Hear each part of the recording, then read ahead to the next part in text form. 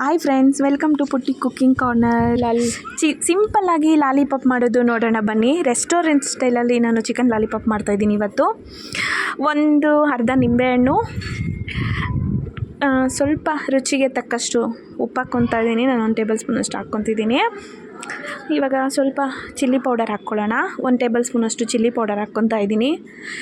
ಸ್ವಲ್ಪ ಇದು ಮೆಣಸು ಪುಡಿ ಹಾಕ್ಕೊತಾ ಇದ್ದೀನಿ. ನಾನು ಪೆಪ್ಪರ್ ಪೌಡರ್ ಹಾಕ್ಕೊತಾ ಇದ್ದೀನಿ. ಮಿಕ್ಸ್ ಮಾಡ್ಕೊಳ್ಳೋಣ. ಎಲ್ಲ ಚೆನ್ನಾಗಿ ಉಪ್ಪು ಖಾರ ಎಲ್ಲ ಹಿಡಿಯೋವರೆಗೂ ಚೆನ್ನಾಗಿ ಮಿಕ್ಸ್ ಮಾಡ್ಕೊಳ್ಳೋಣ. ಇವಾಗ ಒಂದು ಅರ್ಧ ಟೇಬಲ್ ಸ್ಪೂನಷ್ಟು ನಾನು ಸೋಯಾ ಸಾಸ್ ಹಾಕ್ಕೊತಾ ಇದ್ದೀನಿ.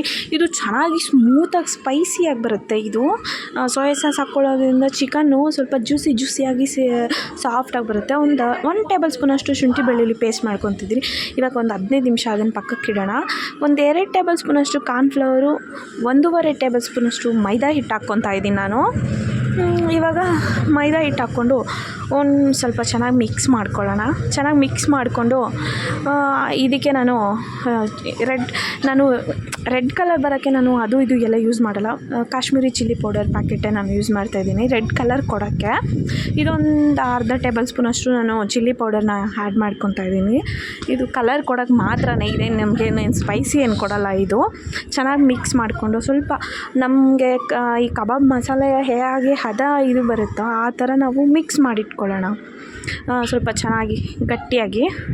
ಯಾರ್ಯಾರು ಇನ್ನೂ ನನ್ನ ಚಾನಲ್ನ ಸಬ್ಸ್ಕ್ರೈಬ್ ಮಾಡ್ಕೊಂಡಿಲ್ವೋ ಪ್ಲೀಸ್ ಸಬ್ಸ್ಕ್ರೈಬ್ ಮಾಡ್ಕೊಳ್ಳಿ, ಶೇರ್ ಮಾಡಿ, ಕಮೆಂಟ್ ಮಾಡಿ, ಲೈಕ್ ಮಾಡಿ.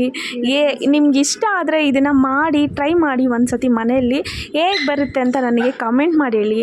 ಮತ್ತು ಇನ್ನೂ ಯಾವ ಥರ ಅಡುಗೆ ಬೇಕು ಅಂತ ನನಗೆ ಕಮೆಂಟ್ ಮಾಡಿ ಹೇಳಿ. ನಾನು ಟ್ರೈ ಮಾಡ್ತೀನಿ ನಿಮಗೋಸ್ಕರ. ಚೆನ್ನಾಗಿ ನೋಡಿ, ಈ ಥರ ಅದೋ ಬರೋ ಥರ ನಾನು ಚೆನ್ನಾಗಿ ಮಿಕ್ಸ್ ಮಾಡ್ಕೊಂಡಿದ್ದೀನಿ. ಗಟ್ಟಿಯಾಗಿದ್ರೇ ಅದು ಚೆನ್ನಾಗಿ ಕಬಾಬ್ಗೆಲ್ಲ ಚೆನ್ನಾಗಿ ಪೀಸ್ಗೆಲ್ಲ ಚೆನ್ನಾಗಿ ಹಿಡಿಯುತ್ತೆ ಮಸಾಲೆ ಅಂತ. ಜಾಸ್ತಿ ನೀರು ಹಾಕ್ಬಿಟ್ರೂ ಚೆನ್ನಾಗಿರಲ್ಲ, ಜಾಸ್ತಿ ಗಟ್ಟಿ ಇದ್ರೂ ಚೆನ್ನಾಗಿರಲ್ಲ. ನೋಡಿ, ಆವಾಗಲೇ ಮ್ಯಾಶ್ ಮಾಡಿ ಇಟ್ಕೊಂಡಿದ್ನಲ್ಲ ಆ ಚಿಕನ್ನ ಈ ಮಸಾಲೆಗೆ ಹಾಕ್ಕೊಂಡು ಚೆನ್ನಾಗಿ ಮಿಕ್ಸ್ ಮಾಡ್ಕೊತೀನಿ. ಇವಾಗ ನಾನು ಚೆನ್ನಾಗಿ ಸ್ವಲ್ಪ ಚೆನ್ನಾಗಿ ಹತ್ತುಕೊಳ್ಳೋವರೆಗೂ ಒಂದು ತಿಕ್ಕಾಗಿರಲಿ, ಚೆನ್ನಾಗಿ ಪೀಸ್ಗೆಲ್ಲ ಚೆನ್ನಾಗಿ ಇದು ಮಾಡೋ ಥರ ತಿಕ್ಕಾಗಿರಲಿ ಮಸಾಲೆ ಯಾವತ್ತೇ ಆಗಲಿ.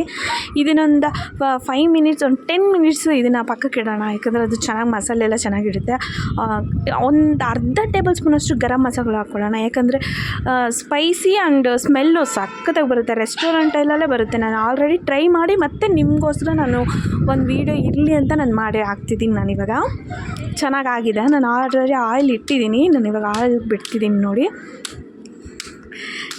ಯಾವತ್ತೇ ಆಗಲಿ ನಾವು ಲಾಲಿಪಾಪ್ನ ನಾರ್ಮಲಾಗಿ ಕಬಾಬ್ ಬಿಟ್ಟಂಗೆ ಬಿಟ್ಟರೆ ಅದು ಒಂಥರ ಆಗಿಬಿಡುತ್ತೆ. ಲಾಲಿಪಾಪ್ ಥರ ಕಾಣಿಸ್ಬೇಕು ಅಂದರೆ ಒಂಥರ ಈ ಥರ ನೀರು ಆಯಿಲಲ್ಲಿ ಪೀಸ್ ಎಲ್ಲ ಕೆಳಗಡೆ ಇಟ್ಟು ಅದು ಈ ಮೂಳೆ ಇರುತ್ತಲ್ಲ ಅದು ಮೇಲ್ಗಡೆ ಬರೋ ಥರ ಕಾಣಿಸ್ಲಿ, ಅವಾಗೇ ಚೆನ್ನಾಗಿ ಬರುತ್ತೆ. ಆಗಿದೆ, ಚೆನ್ನಾಗಿ ಬಂದಿದೆ ನೋಡಿ. ಈ ಥರ ಬಂದಿದೆ ನೋಡಿ ನಮ್ಮ ಮನೇಲಿ ಲಾಲಿಪಾಪು. ನಾನು ಸ್ವಲ್ಪ ಸೋಯಾ ಸಾಸ್ ತೊಗೊಂಡಿದ್ದೀನಿ.